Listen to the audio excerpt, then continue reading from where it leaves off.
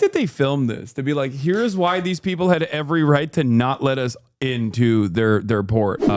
This is not being done for Judaism, and that like people who are pro-Palestinian are not anti-Semitic.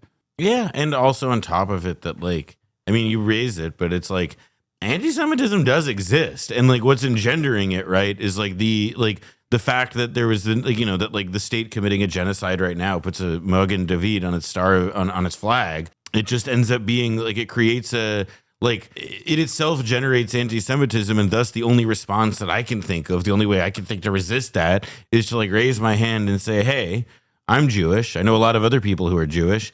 And anti-Semitism isn't being, generated by the people resisting this thing. It's the fact that like people are learning to associate the Star of David with starving children. I don't know how much more simply I can express it. Yeah. This is from r/Israel. I live in Europe. I'm fucking terrified to tell anyone about my connection to Judaism or Israel or anything else. I went to the hospital because I've been dealing with PTSD from October 7. And after I said this to the intake nurse, they gave me a headscarf wearing doctor, which at this point I feel is either ignorant or on purpose. Like, dude, do you not see it? You're a fucking Nazi, man. What do you mean? Oh my God, you had a doctor who's Muslim? Oh my God. What are you talking about? It's like saying, it's like being a Klansman and being like, I went into the hospital for PTSD due to being around black people. Okay. It was really traumatic for me. And then I told the doctor this, and then my doctor was a black man. Like, that's it. That's what this is. You're like a Klansman who's complaining that there is a Muslim doctor that was treating you. What if it wasn't? I mean, what I'm imagining, of course, is that like it wasn't a Muslim doctor. Like it's like he's saying headscarf, and it was just a woman wearing like like a Orthodox Jew. Exactly. Yeah, she was an Orthodox Jew that was wearing a headscarf. And my God! But he's a secular Jew. Oh my God! Who's just as racist, it seems. My rambling point is, for all the brilliance of Israel, first of all, no brilliance whatsoever, could it not somehow get better at PR or pro-Jewish propaganda or something? Could someone please help? Please help. I'll give you the answer to that. No. Yeah. The best has already happened on that behalf. Oh, yeah. And let me tell you, it's not coming back. No. There's no more Abba Eban. There's no more Paul Newman starring in Exodus. It's over. Sorry. Yeah. Like And it was also literally the people that fucking carried it weren't like Israelis anyway. Like they weren't. It was like American Jews that did a pretty good job of doing marketing. Israelis do not do propaganda. They can't do it. They're too racist to do propaganda appropriately. Listen, they're too racist to make good content. We try putting the Israeli on the TV, but there's problem. And the problem is that when the Israeli person opens their mouth, slurs come out. It's listen, Israel country, we're best in high-tech, scientific research, medical research, and we've been examining, we've been studying why this is. Why when the Israeli open their mouth, the slur come out on TV. And we're working. We have scientists on it, and we are hoping that by 2027, we will have answer. It's so bad. Oh, the claim Jewish children sang songs in Hebrew so they were disembarked and the teacher arrested. The Airline Statement. Did you hear about this? Yes, I did. They were singing. They were doing. What was it that you're chanting? In relation to the events that took place on the 23rd of July, 2025, involving a group of teenage passengers, the safety of passengers' operations is really our top priority. A group of passengers engaged in highly disruptive behavior and adopted a very confrontational attitude, putting at risk the safe conduct of the flight. The group mishandled emergency equipment and actively disrupted the mandatory safety demonstration. Despite multiple warnings, this inappropriate behavior persisted, which forced the crew to activate established security protocols. The crew, acting in accordance with the viewing procedures, requested the intervention of the Guardia Civil, who, after assessing the situation, decided to disembark the group to prioritize safety for the rest of the passengers. So what were they singing? Bill Smokes Crackman was outraged about this. Vueling is owned by International Airlines Group, whose CEO is, by the way, oh my God, one speed. Immediately. Okay. Israel defender moment, dude. Immediately. Sneak. Immediately goes, oh, this is the CEO. Time to fucking end this person's life. Oh, you need to be fired. You need to be fired. This is the name of the CEO. He needs to be fired. Somebody fire this person. Wasn't it May Your Village Burn? Oh, they were singing in... I'm Spanish. They were singing "Death to the Arabs." Oh, nice. How can a CEO not take? No, but wait, hold on. How can a CEO not take responsibility for the actions of his employees? Where's his accountability? Where's his board of directors? Why are they not holding their CEO accountable? Why does U.S. ally Qatar, the 26% shareholder, what does U.S. ally Qatar, the 26% shareholder, have to say about this? I thought Cotter was supposed to be the, like, hold on. If you do a search from Bill Ackman about Cotter, I'm sure it's a bunch of shit that he is about how, like, they just are Islamists who love Hamas. But that's why Qatar has nothing to say about it, because they love arresting Jews that take their flights, is his argument here. Oh no, Bill Ackman embarrassed himself in one of like his top 5 moments this last couple weeks. The thing I heard about, I didn't actually see. So I mean, well, it's just like he posted about it. It was all posts. There's nothing to see, but it was so fucking funny. Like being like, well, actually, I paid to play against a pro and I lost in an embarrassing fashion, but the reality is actually that was good, and everybody said I did really well. And I'd like to see you do better. It was so There's fucking video? funny. There is video? I didn't know there was video. Here's a lady throwing coin into a fountain if you want to see his new. Wait, what?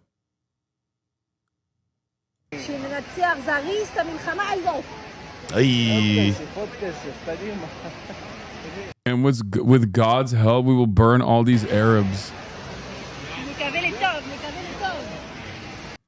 אחורה. אל תעשו את הארנק שלי ככה בבקשה. תגיד עוד אחד. תגיד אחד. ובעזרת השם נסחוף את כל הערבים האלה. Yeah, that's where she says it. Oops. Oh, Yofi. Oh, brother.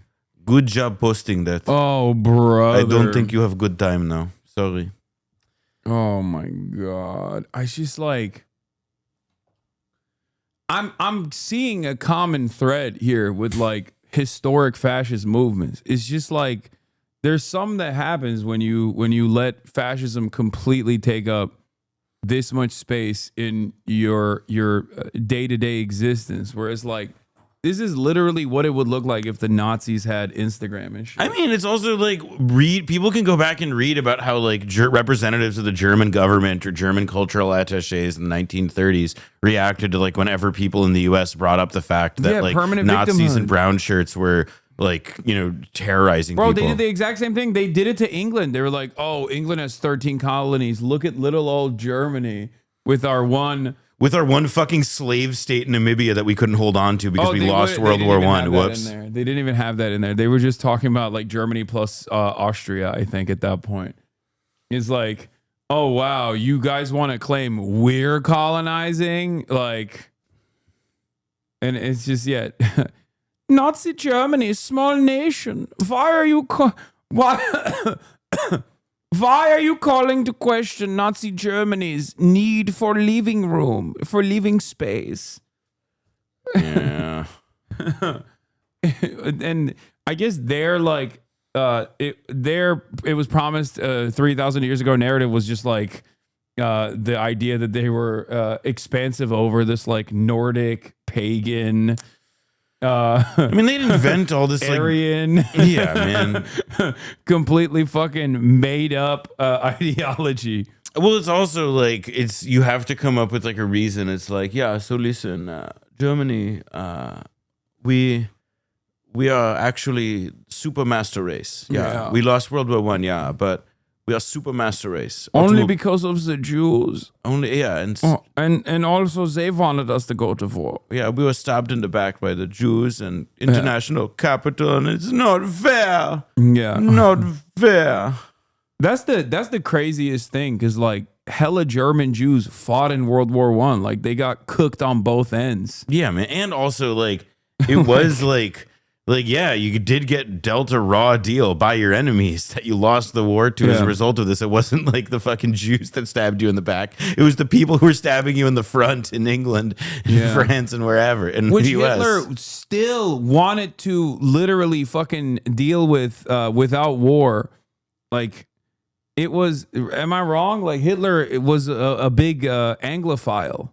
He was, but like a lot of the like he loved the monarchy because it's like Hitler was like a big, you can kind of get a sense of like what Hitler's like imagination was like from his paintings, where it's like, yeah, he likes the big stupid castles. He likes the big, he wants to the idea of like all of these like old world fantastical things that were more in touch with like people's nature or something, and were able to like resist modernity and so on.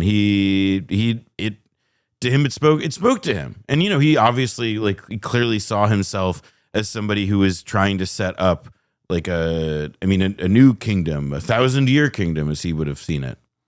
Yeah. I'm apolitical. This week has been troubling for the thousands of Israelis traveling to Greece, a country where they're usually welcomed warmly. Israelis have been blocked from docking. Teens were chased with knives, and now 2 out of 4 travel warnings have been issued. Blocked from docking? Pause.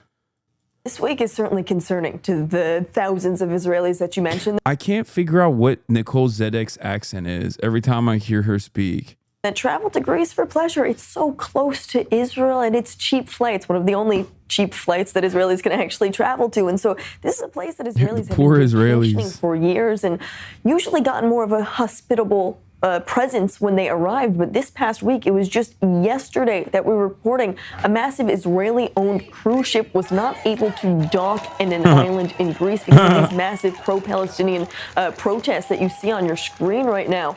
Because of this, the cruise ship actually had to reroute and go to Cyprus. Oh, no. Womp womp. No.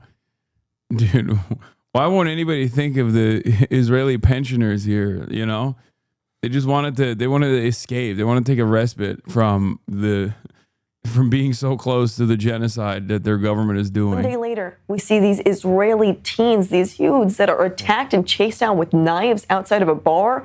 It's very concerning. Yeah. The testimony that you're hearing is quite just some regular old Greece shenanigans that they're using to pad the stats a little bit here. Concerning. So this is very alarming for many of the Israelis. I will state that the Israeli National Security Council has Greece at a level 2 out of 4 travel warning. That's not very high. This means that any Israelis heading there, they should be aware of their surroundings, take any increased precautions. But listen, when you are in Greece, look both ways before crossing street.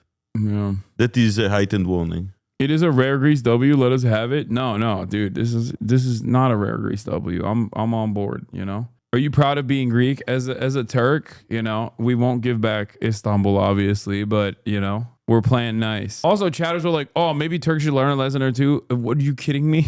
I don't think Israeli cruise ships are coming to Turkey anytime soon.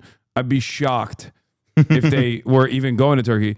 Not because of the government, mind you. The government is obviously firmly planted in the ass cheeks of Israel.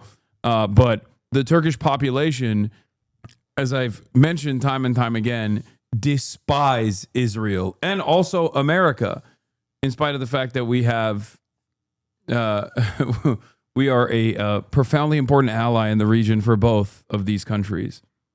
What is this? Here's what they were chanting afterwards. Last Tuesday, the great people of Syros, Greece, protested in solidarity in Palestine in front of an Israeli cruise ship that was scheduled to dock at the island. In response to the Free Palestine chants, the Israeli tourists replied with a repertoire of fascist genocidal songs.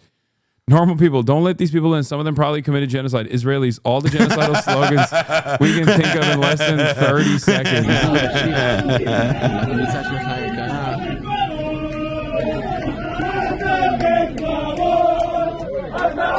I like that they filmed this to be like, here's why these people had every right to not let us into their port. God damn. How can you be so fucking stupid that you don't even want to present yourself as a victim in a situation where you were given the opportunity to? Because it's what they want. Not obviously they don't want to be turned away from Greece. They want to go there, but this is what it means by rallying around the flag.